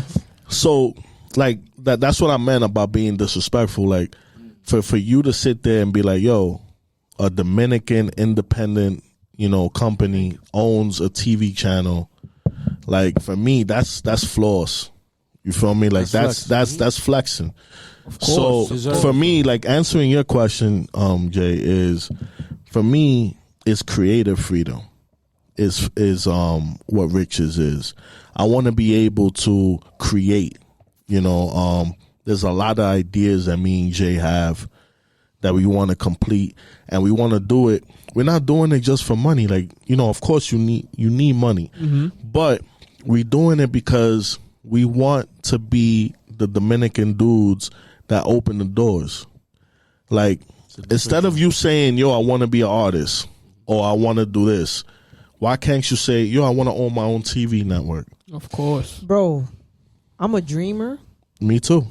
And I never dreamt of it. There's a particular girl. Though, bro. Yeah. I mean, there's a particular girl that when I told her about the TV channel, she was like, you a dreamer. And I was like, okay, but it's going to happen. Because it's launching February 2021. Yo, pero eso es la vaina de los dreams, bro. Like, yo, you ever had La. It's launching when? February 2021. Talk that Let's talk. go, baby. Talk that talk. What is riches to you? Riches to me is reaching a goal that I wrote down. Even if it's I'm gonna clean the house today. You know what I'm saying? Yeah. Like reaching a goal. That's the riches. That's riches to me. What is riches to you, Boogie Bugs? Riches to me is a mindset. Riches to me is just being free. Like, and when I say free, I know it comes with many things, but it's literally a mindset. Because, like I said earlier in the podcast, I mentioned it earlier. Like, we come from this upbringing and this type. We was raised a certain type of way. So, riches to me is just to have that mindset where, like, that you stepped out of that, like what Max did and what Jelena did. Like, you guys are every day in those boardrooms, and you're showing that I'm Dominican. I can do this. There is no ifs, ands, or buts. There is no questions. Like, I'm doing this. So that's richness to me. Yeah. I mean, but now that it's a pandemic, it's the Zoom rooms. You know what I mean? The boardrooms. I met you via Zoom, and then I met you for the first time a few days ago. Yeah. Oh wow, that's dope. Yeah, okay. yeah. I have a question too for Max. But I want to say like what's riches to me. Yeah, of course, no. And of it's course. like what is riches to you? Doesn't even like connect with none of the shit that y'all say. Is really fucking simple, right? But just like you, I was sent to DR, so I was running around doing dumb shit. You was running around barefooted? Yes. Okay. And it was to fit in. I was sent to DR too, so that's why she said me. I was sent over there too. And it was to fit in because I hated being called the American la Americana. La gringa. I'm like, I'm walking out without those fucking shoes. Fuck out of here, man. But whatever. Like, riches to me, and I learned it from like going to DR, living there. Because I went when like Hipólito was president. That's like when Trump was president. You put it that way. Right? Hipólito was the I'm going to be honest with you, though. I really liked his answers to questions from the press. Let me give you an example of his answers. Señor Presidente Hipólito, la calle está demasiado mala. Pues camine la carretera. Meaning, like, yo, the roads are too bad. All right, so then walk on the sidewalks then. He was real. He really reminds me of Trump. And I lived in that era, so like, it like... He was a disrespectful dude. He was a disrespectful guy. But he was funny. But he made boring TV great. Just like fucking Trump, bro. Yeah. So, with that being said, like, my family was in politics in el PLD. So when he came into politics, into being president, it was the opposite side, so everybody got like fired. Bloods and Crips over there. Facts. So my mom has sent me there because, I was like about to be in the wrong road. Whatever, I came back and I was still on the wrong road, but whatever the fuck it is. And yeah, it is what it is. Being from home and shit. She made it out. I made it out. She made it out the Matrix. Thank you. But like, riches to me is like opening up my fridge and just seeing a bunch of food in there. Like, that's dope. It's dope. It's bro, like when I open up my fridge, bro, I have to have like people like flex with like cars and this and bottles and that. Like, yo, I flex with my fucking fridge, bro. Like, what type of yogurt you got in there? Some cashew yogurt. Oh, okay. That's you see, that's a different type of money. Cashew yogurt. I'll be, bro. I don't feel ashamed for being bougie. My father's from the capital, and I'm from Harlem, so it's like double the bouginess. But you know, like money to me equals freedom. It doesn't equal riches to me. It's just like having grapes in my fucking fridge is like riches to me. You know what I'm saying? And that goes back to like being Dominican. It's for the experience, not the money. Think about the bigger picture. Think about the bigger bag. Our culture is not known worldwide. We are copied and soon to be known for being originators. Tastemakers. We're tastemakers. So think about the bigger bag, strategy over emotions, and let's fucking go. Yes, Sirski. Yes, Sirski. Thank you for being here with us today, man. This was a fucking vibe. We want to thank you for taking the time for sitting at the table with Me for lunch. You guys didn't even ask the most important question. Like, what is we hear your name, Max Escobar. Are you related to Pablo Escobar? and then I was waiting for it. So I was waiting for you guys to ask. Like, I don't know. We waiting for you. We connect everywhere, you heard? No. How the fuck did you get that name, bro? The streets, man. It was the mentality that I had. So they're like, yo, you on your Pablo Escobar shit. So focus though. Exactly. Not the the reckless part. Of course, just the hustler focus. the hustler mentality. Right, so like they used to call me Esco, and you know my mom's last name is Escoboza. So I was just like, okay, cool. You know what? Fuck it, Max Escobar. Make some noise for Max Escobar. Escobar.